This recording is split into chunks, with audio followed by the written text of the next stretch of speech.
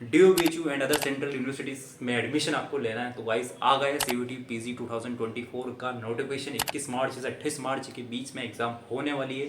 तो चलो जान लेते हैं आज के इस वीडियो में पूरा कंप्लीटली डिटेल इस एग्ज़ाम के बारे में और कैसे कि आपको प्रिपरेशन करनी है। पहला पॉइंट होगा CUET वर्सेस IIT-JEM एग्जाम। दोनों एग्जाम में से कौन सी क्या बेस्ट एग्जाम है। यदि आप एक साथ दोनों एग्जाम की प्रिपरेशन करना चाहते हो तो आपको कैसे क्या प्रिपरेशन करनी चाहिए। एंड सेकंड थिंग, यदि आप ओनली CUET PG एग्जाम की फोकस कर रहे हो तो उसका कैसे क्या होने वाला है। सेकंड पॉइंट आपके पास होगा admission process and the fees structure. तीसरा पॉइंट होगा कि complete syllabus of CUET PG mathematics के बारे में एक पूरी चीट सीरीज आज आपको मैं प्रोवाइड करने वाला हूँ। सेम टू सेम अपने पास केमिस्ट्री के बारे में अपन बात करेंगे। तो इस चीट सीट में आपको बहुत कुछ मिलेगा कि यार आपको इस वाले टॉपिक को पर्टिकुलर कितना दिन देना चाहिए और कौन सा टॉपिक जो इंपॉर्टेंट वगैरह रहते हैं उसके बारे में आज अपन डिस्कस करने वाले हैं। ठीक है। And at the end best books इन सभी टॉपिक के लिए यार आपको कौन कौन सी बुक्स वगैरह पढ़नी चाहिए या फिर कुछ बेस्ट फ्री स्टडी मटेरियल्स आपके लिए। So welcome back on this master in different subject like the mathematics, physics, chemistry, biotechnology and all others। तो यार देखो कि यार IIT-JEM या CUET का यदि मैंने पूरा का पूरा कंप्लीट सिलेबस एक बार ऑब्जर्व करा तो यार मैं किसी भी सब्जेक्ट का मैं उठा लूँ लगभग ऑलमोस्ट सभी का सेम है, बस कुछ टॉपिक को छोड़कर। जैसे यार मैं आपको मैथमेटिक्स का मैं आपको बताऊँ तो ये आपके जो सिलेबस हो गया like the real analysis, linear algebra, group theory, ODE और इंटीग्रल कैलकुलस, ये आपका IIT-JEM का सिलेबस। यदि मैं CUET PG की मैं बात करूं तो जो आपका पहला जो टॉपिक है रियल एनालिसिस, इसमें वो ओनली एक ही टॉपिक ऐड ही हुआ है, that is the set in the R, जिसके बारे में अपन पूरा भी बात करने वाला है। Second linear algebra, group theory, इनमें ज़्यादा कुछ ऐड नहीं हुआ है। ग्रुप थ्योरी में आपके पास रिंग थ्योरी ऐड हो जाती है CUET PG एग्जाम के लिए। एंड दो नए टॉपिक इसमें आ जाते हैं, first one is the complex analysis and second is the linear programming. तो ज़्यादा कोई डिफरेंस नहीं है। तो बाकी जो आपके जो 3-4 टॉपिक जो एक्स्ट्रा आ रहे हैं इनका वेटेज बहुत ही कम है।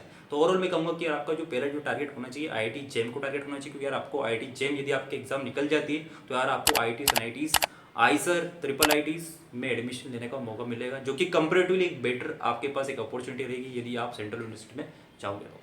ठीक है। तो यार मैं आपको जरूर सजेस्ट करना चाहूँगा, क्या है कि आपके पास IIT-JEM की 11 फरवरी को एग्जाम होने वाली, उसके बाद आपके पास महीने का गैप होने वाला है। तो उस महीने में बाकी टॉपिक आप करना, बट उससे पहले जो IIT-JEM का जो सिलेबस है उसको आप अच्छे से पूरा का पूरा फोकस करो। यदि आप किसी भी डिपार्टमेंट के स्टूडेंट हो, मैथमेटिक्स, फिजिक्स, केमिस्ट्री या फिर बायोटेक्नोलॉजी, किसी भी सब्जेक्ट में आप देना चाहते हो तो। और इसका जो एग्जाम पैटर्न रहता है, टोटल आपके पास मैक्सिमम जो मार्क्स रहते हैं वो 400 रहते हैं। 100 क्वेश्चन आपके पास आते हैं और आपके पास जो टाइम ड्यूरेशन रहता है 2 आवर का रहता है। इसमें आपके पास 1/4 नेगेटिव मार्किंग रहती है, कि मतलब आपके पास करेक्ट करने पर 4 मार्क्स मिलेंगे और यदि आपने कोई सा क्वेश्चन गलत कर दिया तो आपके पास 1 मार्क्स डिडक्ट हो जाएगा। ठीक है। 2 सेक्शन में आपके पास आएगा। पहला जो सेक्शन होगा उसमें आपके पास जनरल एप्टीट्यूड वगैरह इनके क्वेश्चन वगैरह पूछे जाएंगे, जिसमें आपके पास टोटल 25 क्वेश्चन होने वाले हैं। एंड 75 जो क्वेश्चन होंगे जो आपके सब्जेक्ट से रिलेटेड होंगे। यदि आप मैथमेटिक्स में दे रहे हो तो मैथमेटिक्स से, फिजिक्स में दे रहे हो तो फिजिक्स में, फिर अदर किसी में दे रहे हो तो उससे रिलेवेंट होने वाले हैं। और जितने भी CUET के जो सब्जेक्ट वगैरह होते हैं उनका एग्जाम पैटर्न यही है, बाकी कुछ के लिए थोड़ा सा डिफरेंट रहता है। एंड फीस स्ट्रक्चर की मैं बात करूँ तो ओनली आपके पास 1000 में आप CUET PG के 3 सब्जेक्ट के पेपर आप फिल कर सकते हो। लाइक यदि आप CUET PG एग्जाम मैथमेटिक्स में दे सकते हो, फिजिक्स में दे सकते हो, केमिस्ट्री में दे सकते हो, तो आपके पास जितनी भी चॉइसेस आने वाली उनमें से आप मैक्स टू मैक्स 3 फिल कर सकते हो। उसकी प्राइस ओनली आपके पास 1000 लगने वाली है। ठीक है। आप इसमें ध्यान रखना कि आप 1 का फिल करो, 2 का फिल करो, 3 का फिल करो, आपकी प्राइस 1000 लगेगी। तो 3 कोशिश करने की आप तीनों के तीनों ही फिल कर दो। ठीक है। बट इससे ज़्यादा आप एक्स्ट्रा कुछ फिल करोगे तो आपको 500 रुपीज़ एक्स्ट्रा देना पड़ेगा। ठीक है। सेम टू सेम आप देख सकते हो यार OBC, SC, ST और PW के लिए कितनी क्या प्राइस होने वाली है। अब नेक्स्ट चलते हैं यार, आज आपको एक चीट सीट देने वाला हूँ, उसमें पूरा का पूरा मैंने मेंशन कर दिया है कि यार जो आपका जो सिलेबस है CUET PG एग्जाम का, वो कौन कौन से टॉपिक इसमें आने वाले हैं और कौन कौन से इंपॉर्टेंट टॉपिक है और कौन से टॉपिक को आपको पहले करना चाहिए, कौन से टॉपिक का वेटेज सबसे ज़्यादा है। और साथ ही साथ में ये भी मैंने उसमें मेंशन कर दिया कि यार ये वाले टॉपिक को आपको कितने दिन में करना चाहिए। एंड ये चीट सीट को बनाने का मेन मोटिवेशन ये है कि यार आपका जब प्रिपरेशन करते टाइम बहुत बार क्या होता है कि कुछ स्टूडेंट अपना कुछ टॉपिक वगैरह स्किप कर देते हैं या फिर उन भूल जाते हैं, पता नहीं रहता कि ये वाला टॉपिक इसमें है कि नहीं है। तो मैंने चीट सीट यदि आपके साथ रहेगी तो आप इसमें से टिक लगाते जाना कि ये वाला टॉपिक हो चुका है, ये मुझे इसके बारे में पता है। ठीक है। और ना ही मैंने इसमें ओनली टॉपिक एक्सप्लेन करे, बट उनके अंदर कौन कौन से सब टॉपिक हो रहा है वो सारे भी मैंने इसमें अच्छे से एक्सप्लेन कर दिए।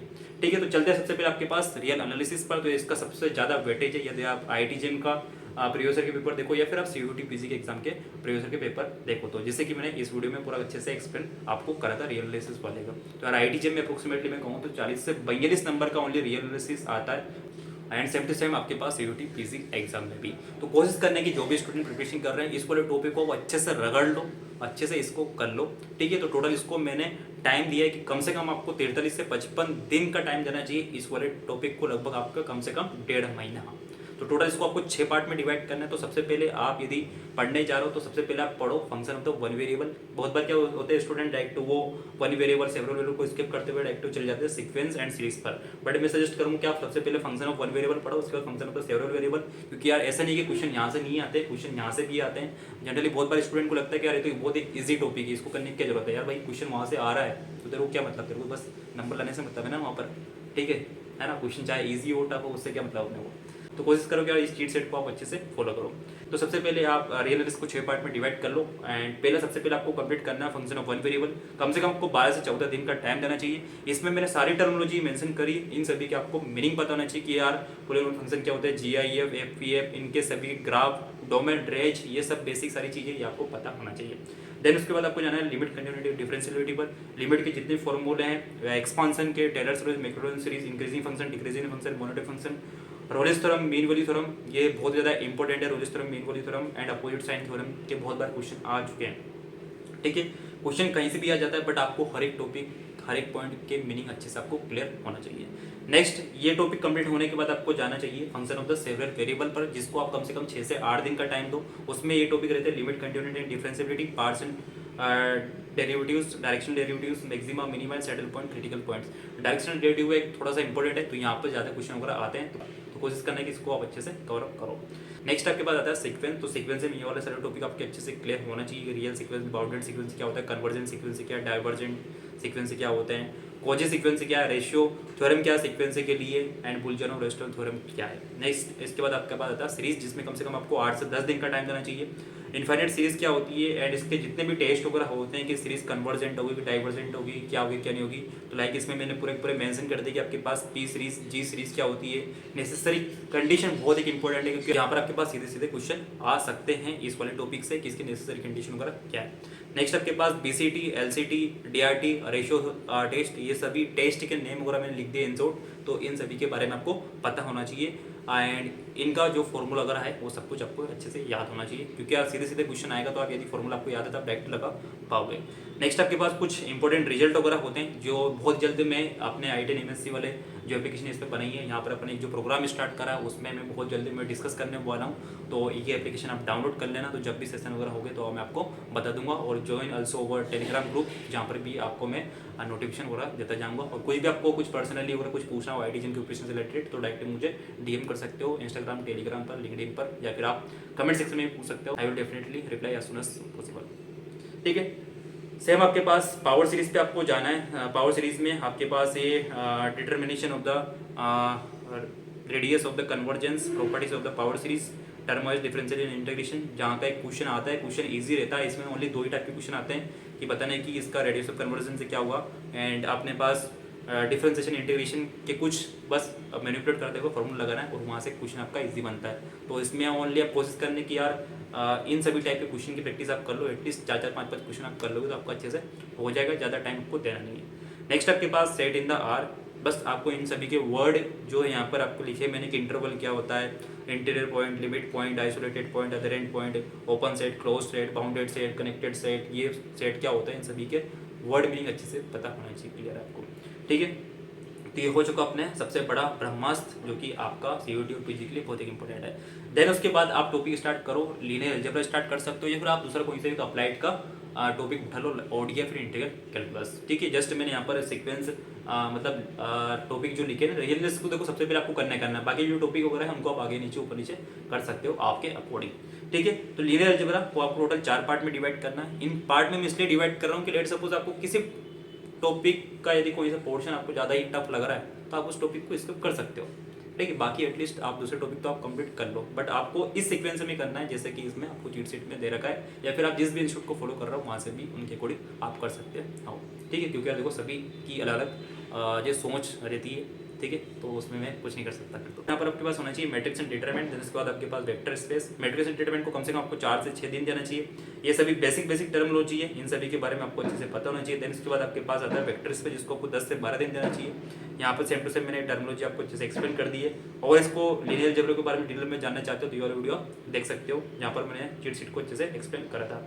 नेक्स्ट आपके पास eigen value, eigen vector and diagonalization, यहाँ से भी क्वेश्चन अपने पास आते हैं। आइगन वैल्यू, आइगन वेक्टर जो थोड़ा सा एक इजी टॉपिक, मतलब जनरली इनिशियली टफ लगता है बट है इजी टॉपिक। नेक्स्ट आपके पास लीनियर ट्रांसफॉर्म, कम से कम 6 से 8 दिन का इसको टाइम दो। बहुत बार स्टूडेंट इस वाले टॉपिक को स्किप कर भी देते हैं, कोई दिक्कत नहीं, पर बाकी आप एटलीस्ट 3 वाले जो इजी टॉपिक ऊपर गए वाले तो आप वो तो आप कंप्लीट करो ही करो, ठीक है। नेक्स्ट आपके पास आता है ग्रुप थ्योरी। ग्रुप थ्योरी की यार जो स्टूडेंट को कभी कभी डर लगता है तो यार मैं ये जरूर इसको सजेस्ट कर रहा हूँ कि इसको मैंने जो 3 पोर्शन में जो डिवाइड करा है उसमें से आप ओनली फर्स्ट वाला ही पोर्शन कंप्लीट कर लेना। और इसके लिए एक इम्पोर्टेंट जो बेस्ट फॉर्मूला है ग्रुप थ्योरी के, जो कि हर एक स्टूडेंट को पता होना चाहिए, उसका एक सेशन बहुत जल्दी मैं ले लूँगा, ठीक है। तो वो सारी चीज़ें अपडेशन आपको एप्लीकेशन पे मिली जाएगी। तो ग्रुप एंड सब ग्रुप वाले टॉपिक को आप अच्छे से कंप्लीट करना है। इसमें ये जो वाला पोर्शन आपको दे रखा है इसको आप अच्छे से कंप्लीट कर लो, एंड उसके बाद ये कंप्लीट होने के बाद इन बाकी दोनों टॉपिक पे आप जाना। यदि ये वाला कंप्लीट नहीं कर पाओ तो कोई दिक्कत नहीं, आप इनको स्किप कर सकते हो, इनके वेटेज थोड़े से कम रहते हैं, बट आपको पहले वाला पोर्शन तो करना ही करना है। तो लेट सपोज जैसे कि यार आपका ग्रुप थ्योरी 25-30 नंबर का यदि आपका एग्जाम में आता है, तो मतलब मान के चलो कि ग्रुप एंड सब ग्रुप जो वाला जो पोर्शन है वो आपका लगभग 10 से 15 नंबर का आता है जनरल इन जनरल, और क्वेश्चन वहाँ से इजी बनते हैं, तो आप अच्छे से कर सकते हो, ठीक है। ज़्यादा आपको अदर जो 2 टॉपिक है उन पर ज़्यादा टाइम देने की कोई जरूरत नहीं है। नेक्स्ट आपके पास आता है अपने पास इंटीग्रल कैलकुलस, कम से कम आपको 8 से 10 दिन में उसको अच्छे से कंप्लीट करना है। ये वाले सारे टॉपिक और इसमें मैंने मेंशन कर दिए, इन सभी के बारे में आपको अच्छे से पता होना चाहिए, कोई से भी आपका वर्ड मतलब छूटना नहीं चाहिए, ठीक है। जो टॉपिक आपके होते जाए टिक लगाते जाना। देन इसके बाद आपके पास आता है ओडी, जो कि 10 से 12 दिन का आपको इसमें टाइम देना चाहिए। लाइक फर्स्ट वन इज आपको ऑर्डिनरी डिफरेंशियल इक्वेशन क्या होती है, उसके बाद Bernoulli equation, executive differential equation, integrating factor, orthogonal trajectory and all other topic वगैरह आपको अच्छे से क्लियर करना चाहिए, ठीक है। देन इसके बाद आपके आता है complex analysis and linear programming. मैं इसको जो सजेस्ट करूँगा कि यार आप इन सभी को आप IIT जेम जब आपके एग्जाम वगैरह हो जाए उसके बाद इन सभी टॉपिक को आप स्टार्ट करने की कोशिश करना, ठीक है। ये टॉपिक मैंने मेंशन कर दिए। अब नेक्स्ट चलते हैं अपने पास best book for the CUT preparation के लिए।